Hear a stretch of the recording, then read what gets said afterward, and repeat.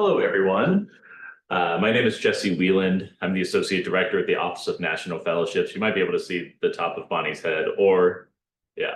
That is our Assistant Director with the office.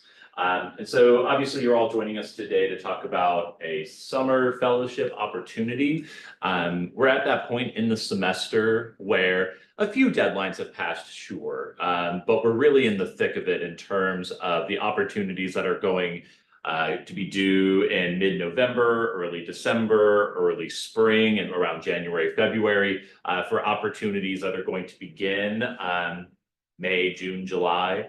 And so hopefully this presentation is going to delve into some of the nationally competitive awards that our office works with. And I'm sure we'll have time at the end for questions and to mention some other Florida State resources that you're more than welcome to access. And so we'll go ahead and jump right into it. But just to briefly touch on our office and how we support students, of course, it was just working. So for those of you who haven't worked with the Office of National Fellowships in the past, Bonnie, myself, and then our colleagues, Sam and Craig, their contact info will be at the end. We are here to help you, find these different opportunities and help educate you on what the opportunities can do for you, your own development, your resume, and B, we are here to help you with the essays and developing the application to ensure that your materials are as competitive as possible at the national level. And so I think the best way to set yourself up for success, as I was kind of alluding to, is this combination of nationally competitive fellowships with Florida State resources and programming that can help fund you over the summer. So best case, by the spring semester, we hope that you've found the funding or the proper opportunity that is going to help you build and develop the skills, the leadership, the knowledge that you need for your studies, your research here at Florida State, or perhaps graduate school and what you're planning for your time after Florida State if you're more in your junior, senior year.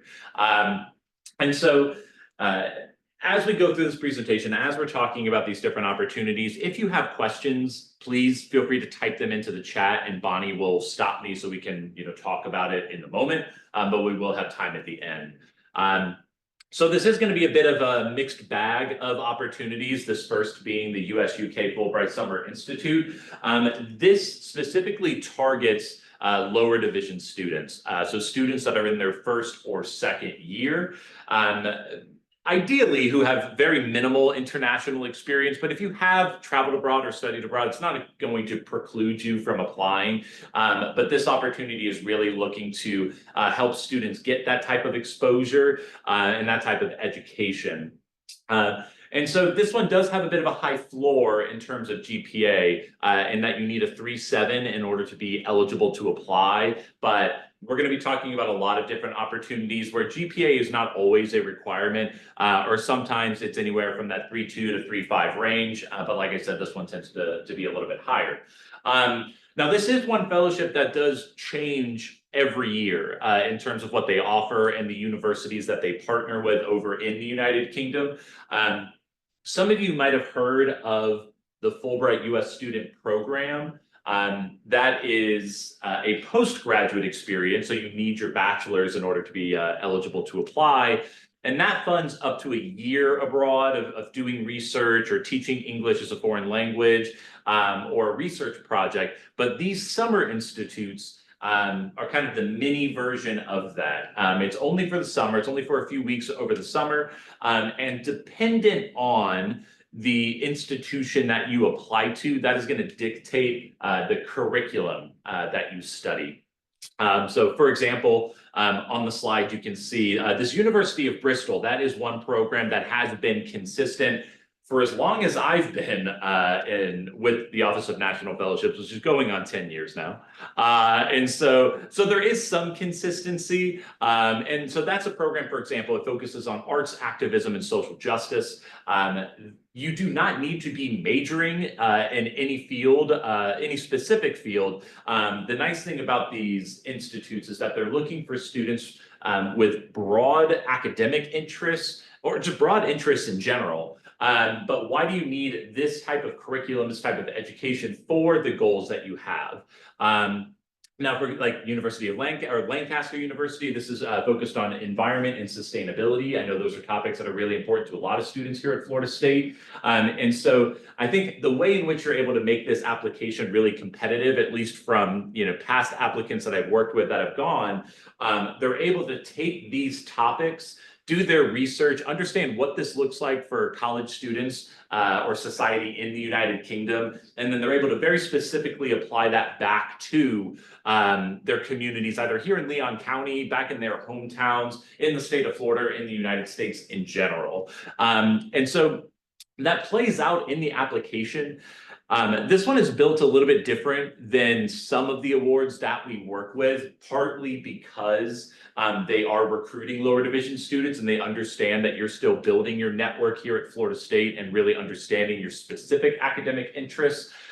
So for example, the two larger essays that students are asked to write, one is a personal statement. That is not unique. That's something that we are often working with students on every type of fellowship, is writing about yourself and your goals. But the other larger essay is a current events essay.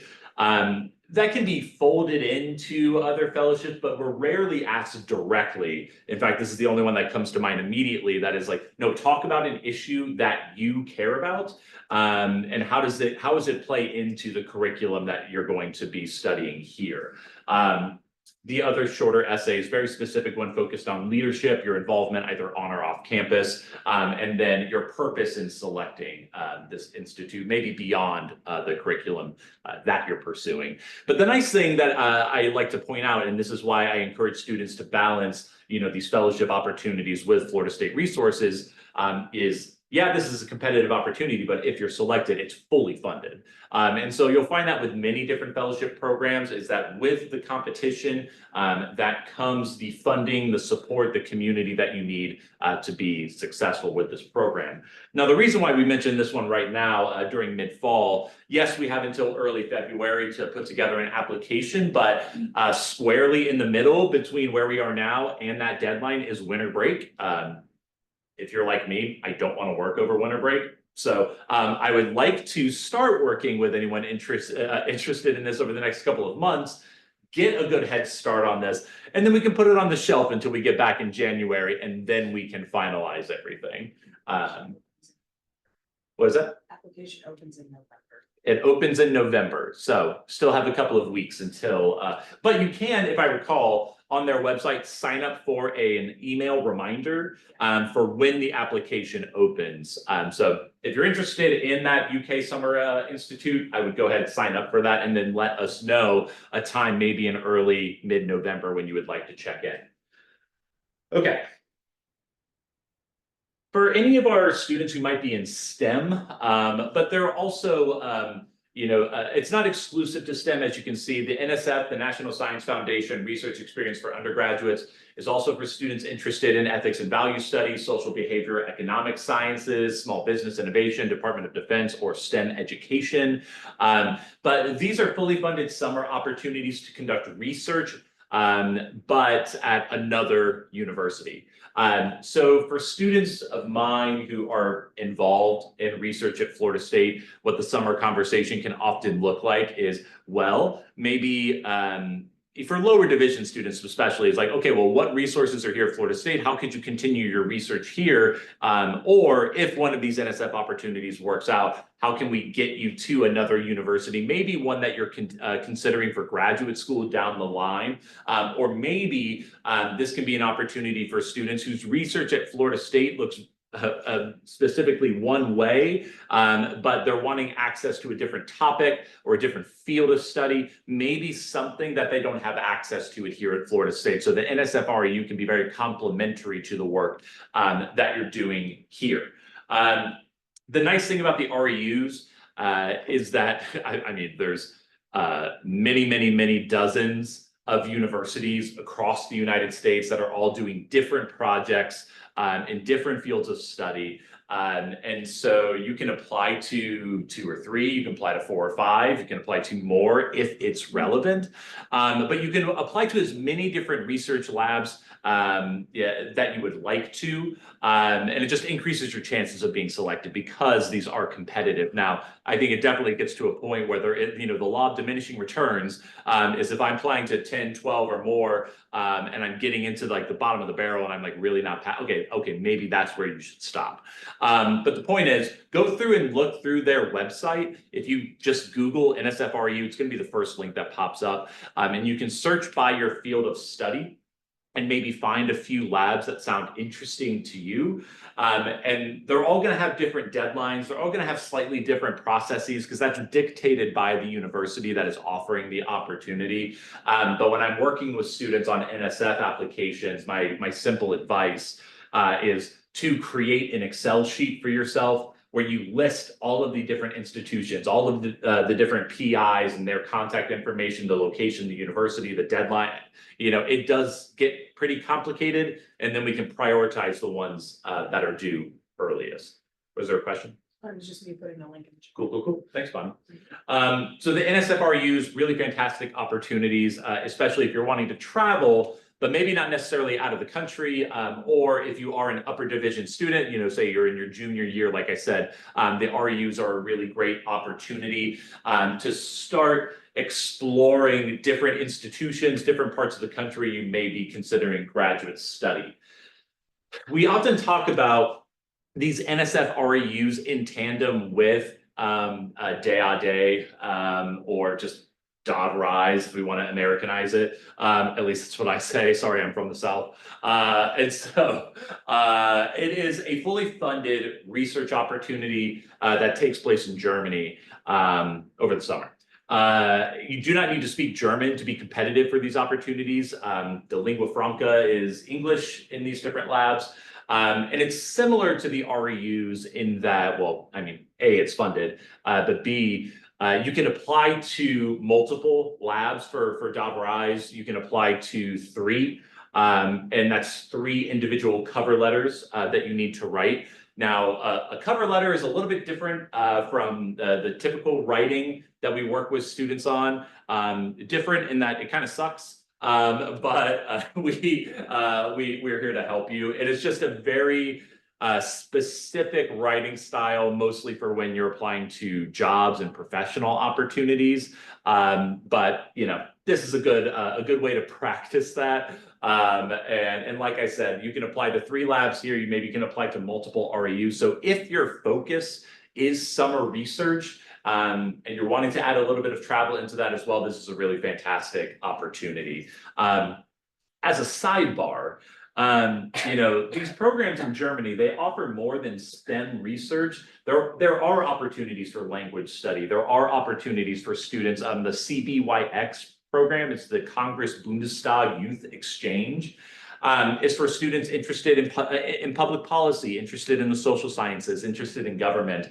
Again, another fully funded opportunity over the summer for you to travel, engage with German politics, current events, just develop as a professional. And we've heard really positive returns from our students that have studied in Germany. Bonnie and I were just there this past summer with our professional organization to learn more about the fellowship opportunities. But Germany is also really investing in its higher education programs. They are really trying to recruit more Americans for graduate programs, for master's degrees that are either free or incredibly cheap, where the quality of the education is really high, but you're not having to pay exorbitant prices here in the United States. So for some students who might be thinking, well, I want to go on and earn my PhD long term, maybe there could be a relevant master's degree in country. So like I said, we're happy to talk about this program and research and summer opportunities, but also Germany is a place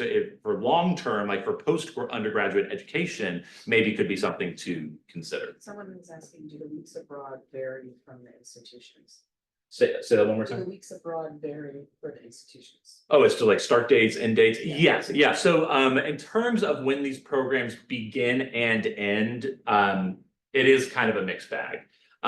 For some opportunities, for DAAD-RISE, You're on a different academic calendar. And so it's not uncommon for some students that work with Bonnie and I, who plan ahead, who are able to find maybe multiple summer experiences that complement one another. So for example, in years past, I've had students that have pursued an opportunity through FSU IP, a study program that took place at the beginning of the summer, and they were able to go abroad and study entrepreneurship in Bali. I don't know if that program still exists with IP, but it was fantastic when it did, or maybe they've adapted it to a new country. But then in the back end of their summer, they wanted to, okay, so I'm going to get the classroom education and study, and then on the back end of that, they found a nonprofit internship in Guatemala where they were able to apply what they were studying. And so there can be really unique ways dependent on these start and end dates. For one experience does not have to take up the entirety of your summer. Some do, and that's okay, but I guess the conversation we're having is kind of depth versus breadth. And so are you wanting to have one experience for, in this case, 10 weeks for multiple months over the summer, or 2.5 months, or are you wanting something for a couple weeks here, and then maybe I want to come back and go back to my hometown, maybe intern, or I have an opportunity there, or back here in Tallahassee. Regardless, whatever works for you, I think casting a wide net in this case is really important because it just gives you more options. Was there another question? So another one that says, does the summer fellowship fund internships, courses, and research abroad? So yeah, it's kind of a mixed bag. And so for example, if you're interested in a summer internship, I recommend going by the FSU Career Center. They have many different professional connections with many different organizations, and there is funding for scholarship support for summer internship experiences. Other students can be creative, like I said, in a couple weeks, our sister office, the Center for Undergraduate Research and Academic Engagement, they have a program that is called Global Scholars, and that it's open to a wide variety of experiences, but primarily it's to support students doing summer internships, many of which occur abroad. And so that application, I think, is due November 4th or something. It's sometime in the next few weeks. But that could be a really excellent program for students that are interested in internships.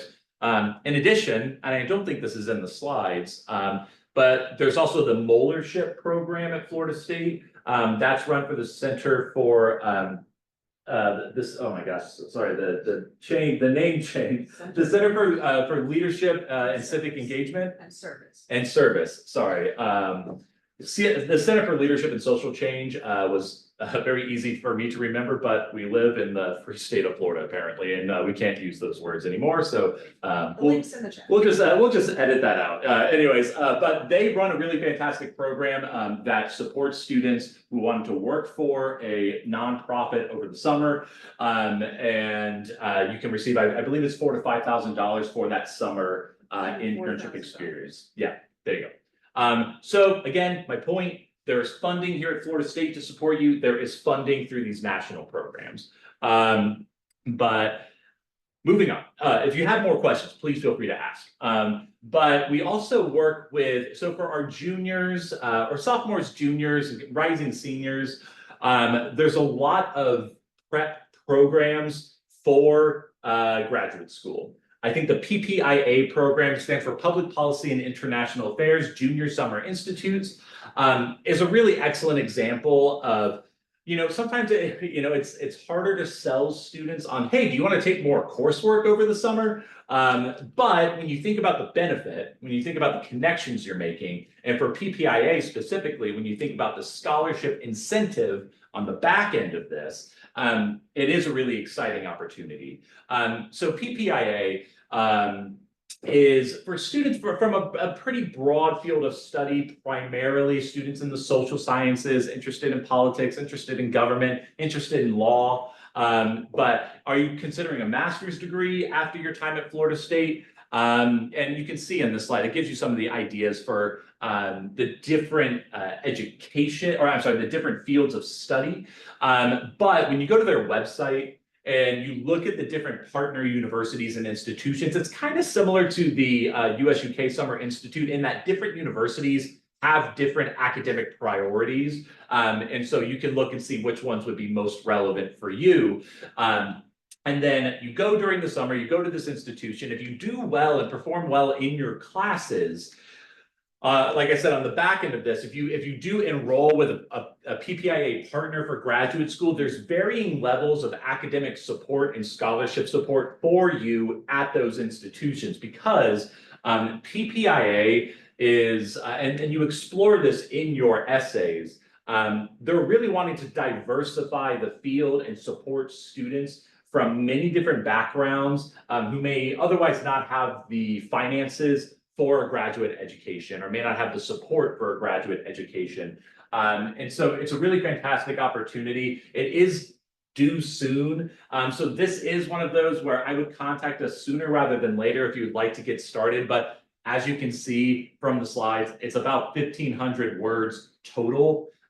It's not that much writing. We could crank this out prior to the deadline if you're interested, and we can talk about who you should ask for letters of recommendation. But there is still time. That's really big. Yeah, letters of rec in general, kind of as an aside for any of these applications, just as a student in general, be going to office hours, be connecting with your faculty, just be building positive relationships, because there's anywhere from 1 to 3. Or depending on some of the fellowships that you might apply to, 5 or more recommendation letters that are needed even to access the opportunity. And so you want to have this good smattering of academics and professionals, or maybe bosses, staff at Florida State, people who can speak to your ability, your leadership, and your character. But in a very similar vein, kind of how the dotted I's and the REUs kind of go in tandem when we're talking with students. PPIA and the Wrangell Summer Enrichment Program also go hand in hand, because there is a very similar overlap in terms of interest and field of study and ultimate career aspirations. So the Wrangell program, it is a 6-week program over the summer. It does take place in DC. I believe it's at Howard University, if I'm not mistaken. And so you are taking 2 classes over the summer. I don't remember. Okay, yes, it's political economy and history of U.S. foreign relations. But the other benefit of this program is that, well, A, you're in DC, so the access that you have to the city is unparalleled.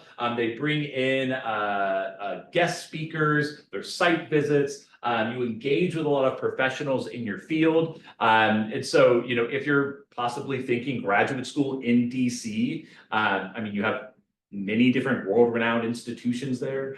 This is a really great point of access. Got a question about letters of rec. Yeah. As first years, would it affect us negatively if we have fewer letters of rec than the amount asked for? So as a first year student, different programs will have different degrees of leniency, regarding recommendation letters.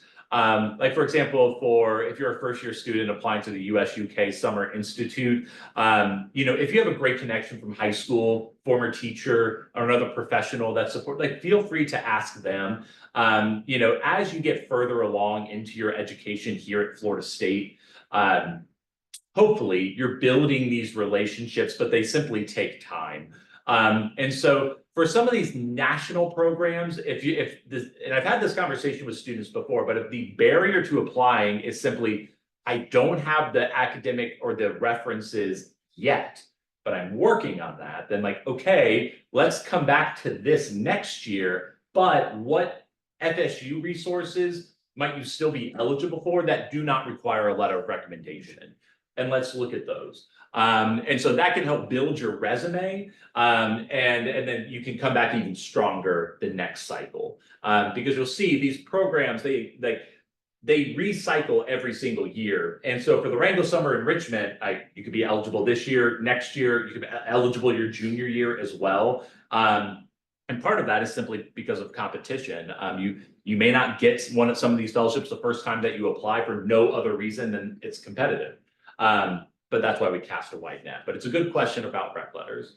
But circling back to the Wrangell Summer Enrichment Program, it's a great program in and of itself, but this is also one of those kind of feeder programs for more of our postgraduate fellowships. I'm talking about the Wrangle Fellowship, the Pickering Fellowship, and the Payne Fellowship, all of which fund a master's degree in the broader international affairs public policy realm. And all of these programs fund summer internship opportunities either on Capitol Hill or with the State Department. And then after your second year, they fund internships at embassies abroad or with USAID, kind of depending on which of these you apply to. So the Wrangle Summer Enrichment Program is a great lower division student opportunity to maybe eventually, if you're thinking career with the federal government or with federal service, those would be really excellent programs to apply to.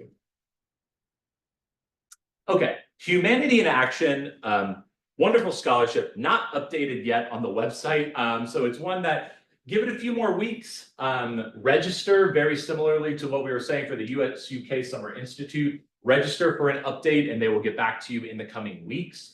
But Humanity in Action, broadly speaking, is a summer opportunity for students that are interested in human rights, social justice from both a historic and contemporary perspective.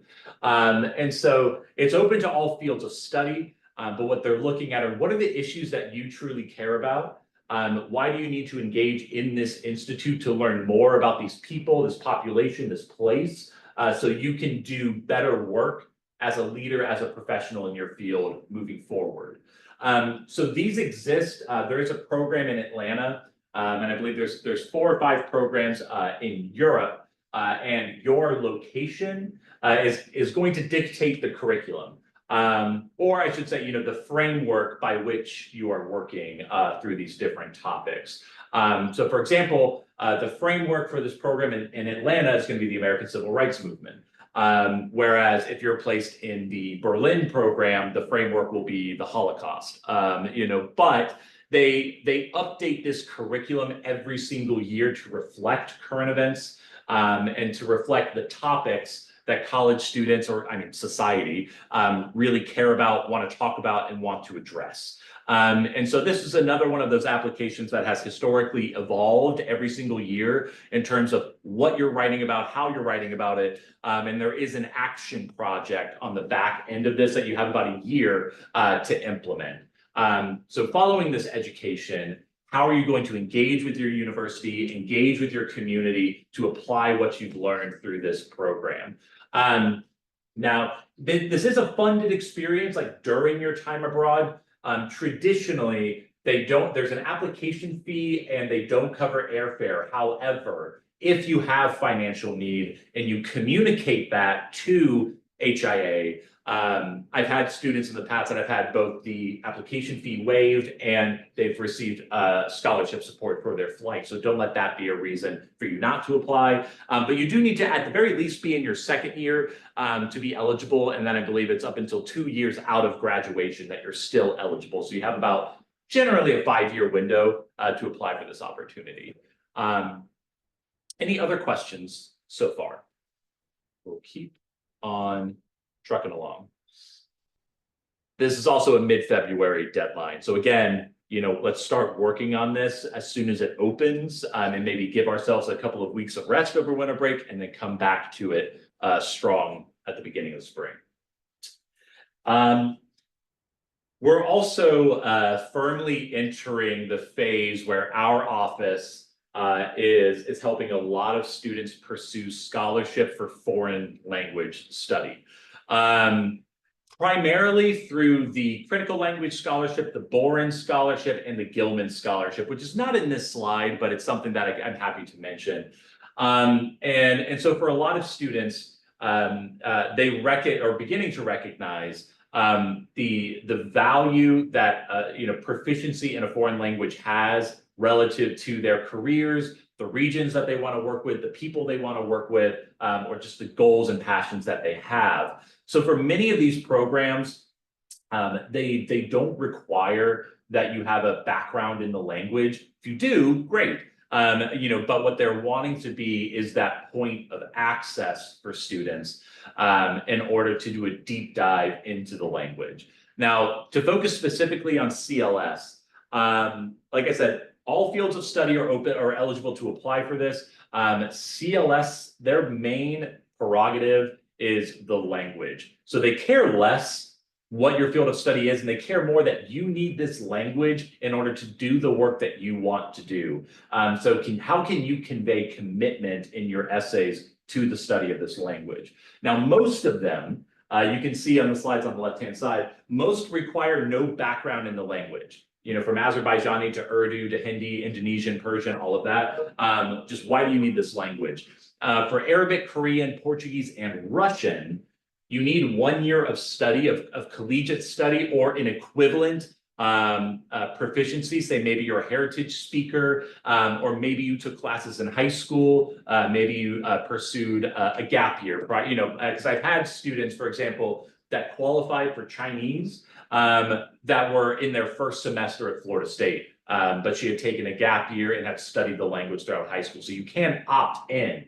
The other thing I'll say about that is, say I'm a freshman and I'm enrolled in Arabic 1 this semester, and I plan to take another Arabic class in the spring, then in theory, I would be eligible for the scholarship, because by the time I would start, I would have that 1 year of study. And so, yes, 2 years of study for Chinese and Japanese, but the application just opened a little over a week ago, and it's due November 19th. So this is one that has, relative to others, a very quick turnaround, but the application is really straightforward. You have 4 essays, one of which is 500, and then I think you have 2 300, 1 200 word, and it's all focused on the language, your future study of the language post-CLS, and your career objectives, your graduate education that you're planning on. They really ask you to plan out the next few years of your life and how the language is folded into it. Now, CLS is really intentional in their marketing, because they really try not to sell it as a cutesy, fun, like lax study abroad experience. They're really upfront, and but they want to say, like, yes, you're going to be engaging in a new culture with new people, and you have a cohort of fellows who care about very similar things that you do. You're going to have fun, you know, but this is a very rigorous program, you know. So the way that they kind of equate it, you know, is for the 8 to 10 weeks that you're with this program, you are going to leave that with the proficiency of if you had taken a year of coursework back at home.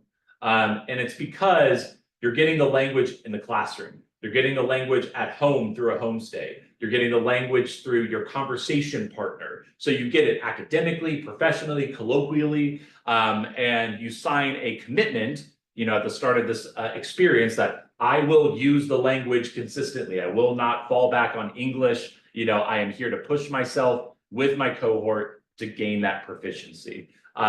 So hopefully that I don't want that to scare anyone away. You know, I just wanted to, you know, this is your full-time job over the summer, is studying the language. And so I just want you to be aware of that. Any questions about CLS Spark? Yes. So CLS proper is an in-person international experience.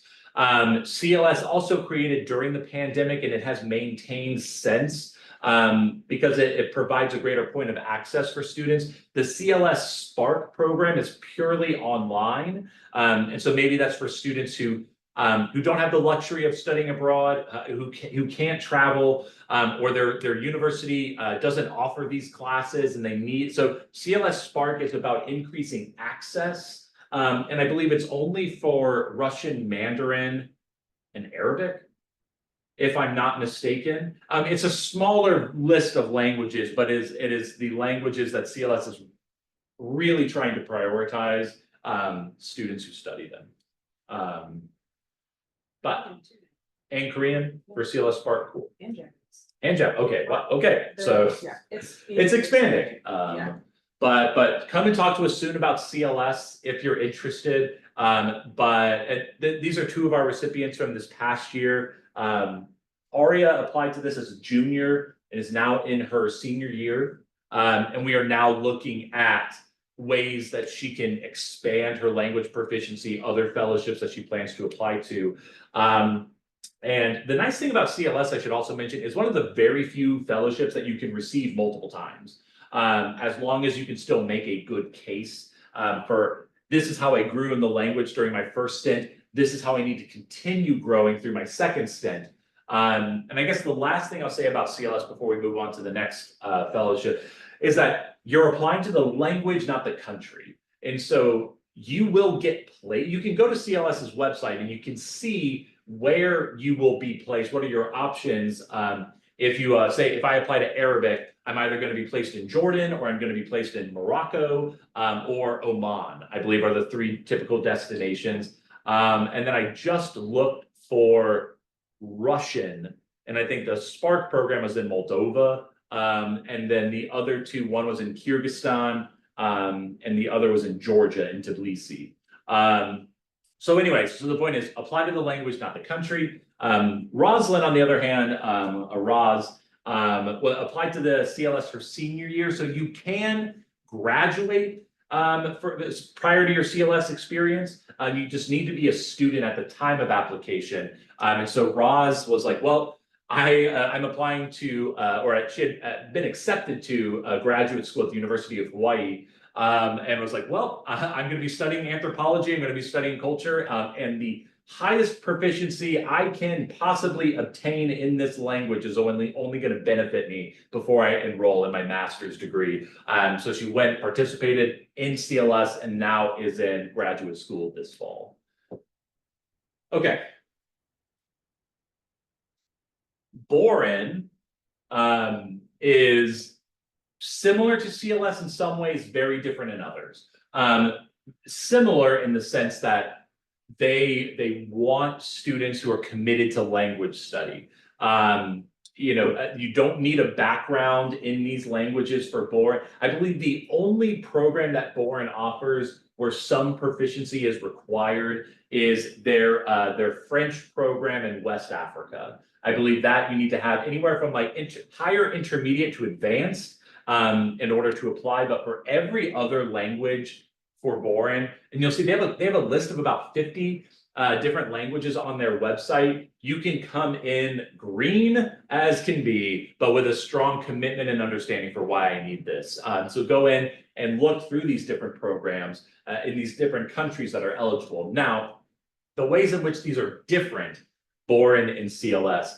Boren, self-admittedly, they pitch themselves as kind of a boutique fellowship. What they mean by that is like, hey, we know we have a very specific set of prerogatives, but if that's not you, that's okay. But one of those prerogatives is that they are helping students pursue careers with the federal government. Because after your Boren experience, there is a requirement that you serve at least 1 year with the federal government. You have about a 5-year window to do that after graduation, because Boren understands, and they want to be flexible, that, well, maybe some students are applying for a Fulbright, maybe some students are applying to graduate school, maybe some students are applying for other jobs and internships that are relevant for it, and we want you to go and do that. But we still want to maintain our priority, which is that federal service career. So as you can see in the bottom left-hand corner, there are tier 1 high priority agencies. That's the Department of State, the USAID, the intelligence community, Department of Homeland Security, Department of Defense. And so if your 1-year program is going to be there, excellent. Now they do have tier 2 and tier 3 agencies because they understand students come with just various interests and passions. And so as long as you show them on the back end of your Boren experience, like, hey, I've applied to a few tier 1 agencies, but my main priority is this tier 2, maybe I want to serve in the Peace Corps, great. Boren, something else that is going to make your application competitive or not is that CLS is just for a summer. Boren needs to be a minimum of 6 months, anywhere from 6 months to a full year abroad. If your program is less than 6 months, if you're a STEM major, that's okay. For STEM majors, you can just study during the summer semester, but for every other major, it needs to be 6 months, or you need to give them a very good reason as to why you cannot meet that 6 month minimum. Now, the other thing that's different about Boren is that, okay, like I said, for CLS, you apply to a language that is a built curriculum that you participate in. For Boren, you need to work with Florida State's Center for Global Engagement, International Programs Office, Department of Modern Languages. We have wonderful faculty here with wonderful connections abroad with different universities. And so the nice thing for some students about Boren is that, well, I'm going to make the pitch for why I need to go to this specific university and this specific country to improve my language proficiency. So you can get hyper specific with this application. They do also have a few built programs called their flagship programs, where there is a curriculum very similar to CLS. And that is for their most under applied to languages. For example, like Bahasa in Indonesia, for Turkish, which I believe they send you to Azerbaijan, for a few African languages, and I know there's one that I'm missing. But for the flagship programs. Oh, Turkish isn't there anymore. Okay, so anyways, go to their website, look through the flagship programs, and if one of those stands out to you, well, first of all, the acceptance rate is much higher for the flagship programs, and that is they exist because so few students apply. But for every other language that's not a flagship, you do need to find your program. Now, Boren also has a strong interest in national security, but you're going to find on their website, they don't define national security. That's very intentional because they want you to define it relative to your field of study. So in the past, we've had students, I've had students that have defined national security relative to public health initiatives, relative to social initiatives and civic engagement, relative to very specific current events, relative to emergency management. And so again, it depends on your field of study, and it depends on the country that you're going to. So your first essay that you have to write for Boren is 800 words about what is the national security relevance for this country relative to the United States' interests. So pitch it to me, and I don't want that to be a Wikipedia answer. I want it to be unique to you. And the second essay is all about your trajectory. So I need the language in order to serve in my 1-year role with this government federal agency on way towards my career or graduate school in what does that look like? The more specific you can be, the better. And then we do have a campus deadline for Boren that is November 14th. It is optional. The benefit of meeting that deadline is, first of all, you meet with a faculty member from Florida State who's on our Boren committee, who is a professional in this field, who's very familiar with this fellowship, who will interview you and give you feedback on your application, and then write an endorsement of your application that you only receive if you meet this deadline. If you don't meet this deadline, you don't get that form, but you are still welcome to work with us and meet the deadline that we have in the spring semester. Any questions about Boren? I'm also happy to talk about, so we did have 3 recipients last year, all of which were seniors. And that's important to note because technically you need to be an undergraduate for the duration of your Boren experience.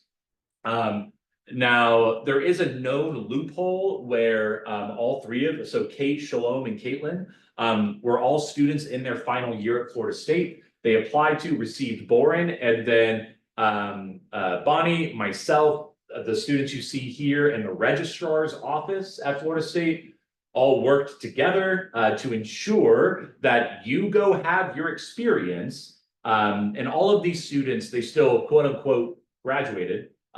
They still went through the ceremony. They invited their family to Tallahassee. They walked the stage. They did all the, kind of rigmarole of graduation. But they are now all on their Boren experiences, but they don't receive their diploma and is not posted until the end date that they all shared with the registrar's office, if that makes sense. So some students view Boren as a very relevant gap year experience after graduation, but it doesn't have to be. We've also had freshmen that have done this during their sophomore year abroad. So a question earlier was in regard to timeline. And for this award, that's really relevant because you are operating on a different country's timeline, academic calendar, so you need to plan ahead. So come and talk to us.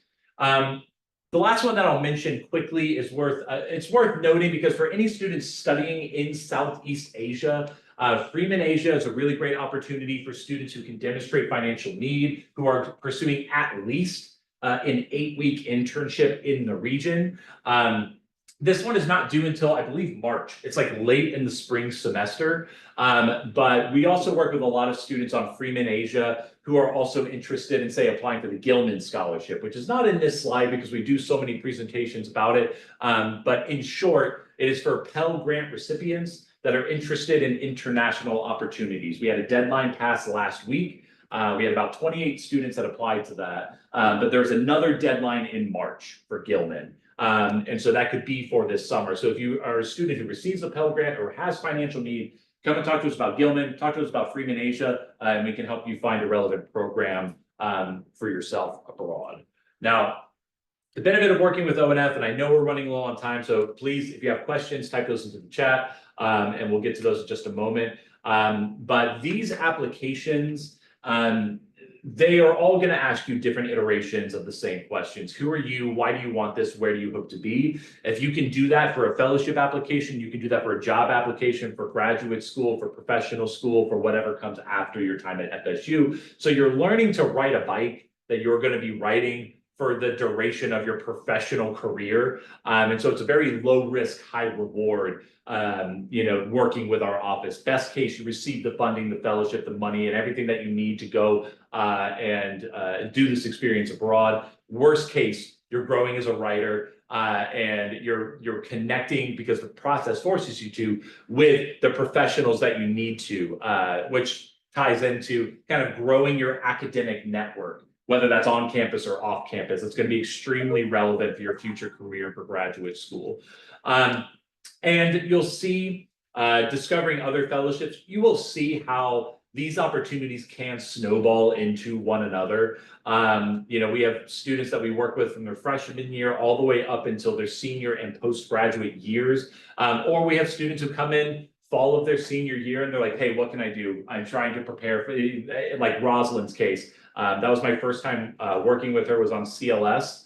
And it worked out. She did that, and she is now, at another institution for graduate school. So wherever you fall, please come in and talk to us. This is our contact information.